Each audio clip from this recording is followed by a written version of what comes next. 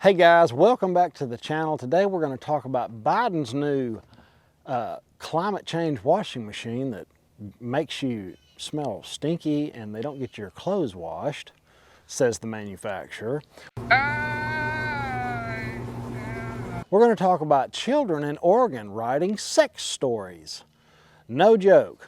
I do have a sponsor today, Gamma Exploration. They've got an extremely diversified portfolio, super tight structure. We'll talk about them in the end, and I'll probably even play a clip of the CEO at the end so you can hear from him. Hopefully I can interview him one day because he seems like a really interesting guy. He's been in the business for 25 years. But anyway, thank you for the sponsor. And we've got some news about BMW. Yesterday came out about their EVs and are they profitable? And just kind of where Ford and GM sits. But before we get going, hit the like button, subscribe, and ring the bell. It means a lot to me. And before we walk to the pond, I want to show you what the chickens did for me. I planted those bulbs for my wife. She loves flowers, so I plant her some around the tree sometimes. And the chickens came out here and scratched half the fertilizer out and the bulbs on the ground. I like having chickens, but I'd like to shoot them too. Anyway, so let's talk about Biden's new washing machine. So Biden's new washing machine rule would make Americans dirtier and stinkier and raise prices at the manufacturer. Last month, President Biden, Department of Energy, proposed new efficient standards for the washing machines that require new appliances to use considerable less water, all in an effort to confront the global climate crisis. Now, the manufacturer says each cycle will take longer, the detergent will cost more, and in the end, the clothes will be less clean. Doesn't that sound about right? Now, story number 2. Parents outraged after Oregon teacher asked students to write sexual fantasy story. Can you believe that? What's wrong with Huckleberry Finn?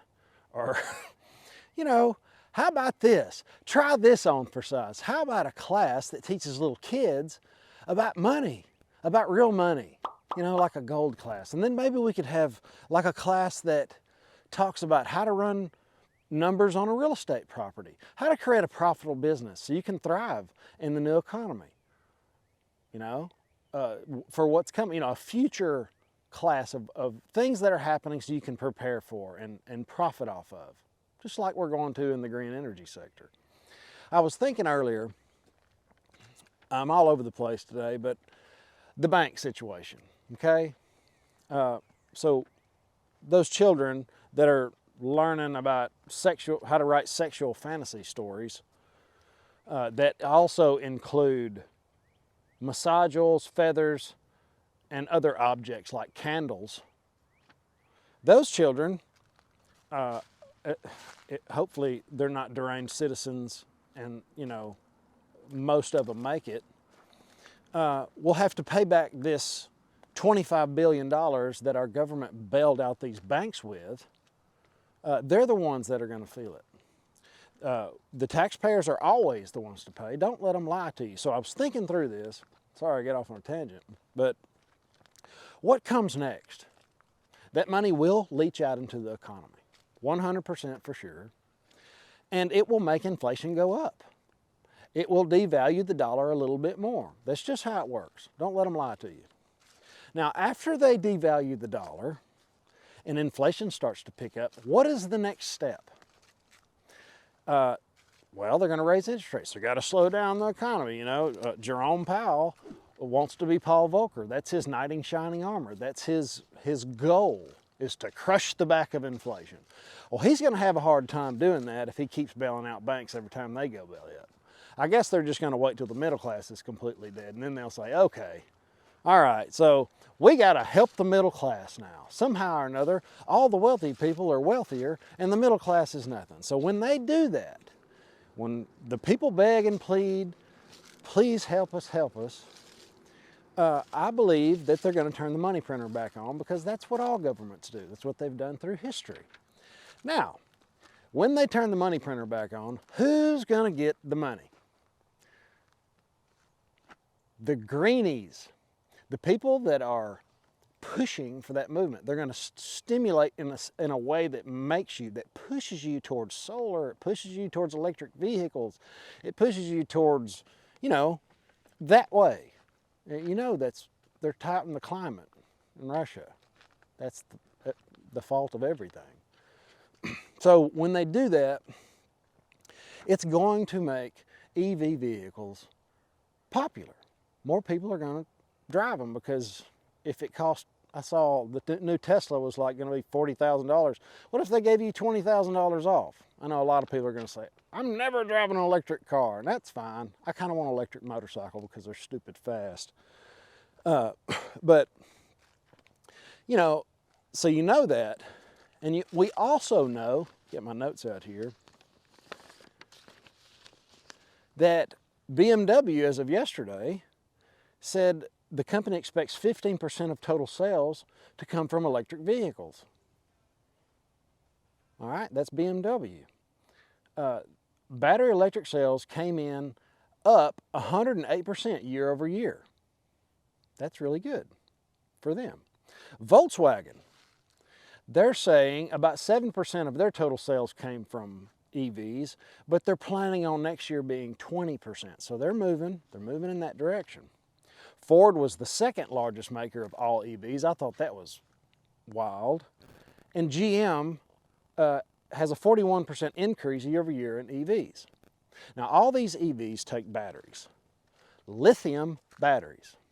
And even the tools we use, you know, I'll talk about another tool that's in charge in office in a minute, but the hand tools that we use, that I use every day, when I go to work on something, I'm usually using something like an Impact that has a lithium battery on it. Lithium changed the way power tools and vehicles and phones and everything we use all the time works. Like the LED to the light, lithium is to batteries. And the United States is going to be one of the #1 places that consumes lithium. Right now, China produces about 50% of the lithium. I think that study it wasn't recent, it was like 8 months ago or something, so it could be a little off. And they process about 75% of it. That's hard to believe, but I don't doubt it. You know, we let them do everything, but we're going to have to get it back here. We're about to have conflict. We already have conflict with them, let's be honest. We're going to have some real conflict. Russia is selling China EU's oil right now, so they're buddied up. And it just doesn't, our relationship doesn't look rosy in the future. And a lot of times when superpowers collide, you know, there's a war. I hate to talk war, but that's just the way it is. Now, so if we got cut off by China, we're going to have to get lithium from somewhere else. That would really put a lot of wind in the sails of lithium, in my opinion. And that's why I want to bring up this company, because they just found a huge deposit. There's three main things that I like about gamma exploration, and the very first one is the tight share structure. They've got 57.3 million shares outstanding, 67.2 million fully diluted.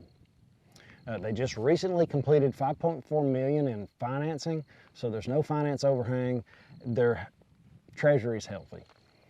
They've got an excellent CEO that's been in the business for 25 years. He's worked at Haywood, he's been in management, corporate management, executive level. I mean, capital markets, he's done a lot, so he knows how to analyze a deal. You know, I've been in the welding construction type business and fabrication business for about 25 years, and I'm telling you, he's probably a professional. So I like that part. I mean, he's worked for BHP Billington. He's got a good track record. Check him out. And news. We've got some good news coming up that hasn't rolled out, that's going to roll out this spring. Further satellite imagery at Muskox Lithium property. Exploration plan rolling out in 2023 at Muskox, Tyee, and Big Onion Copper. The results for the SkyTem survey on Tyee. New technology where they know how to analyze what's in the ground and really pinpoint some things that were not being done before. So that's really cool. And a delineation of drill targets at Muskox and Tyee.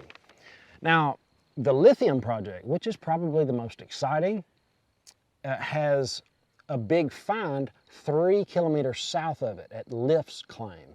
So check that out on the map. There was a big find over there. They're just right down the road. Now, Gamma found a 700-meter long, up to 11-meter wide pegmatite that has some surface exposure. Now that's pretty cool.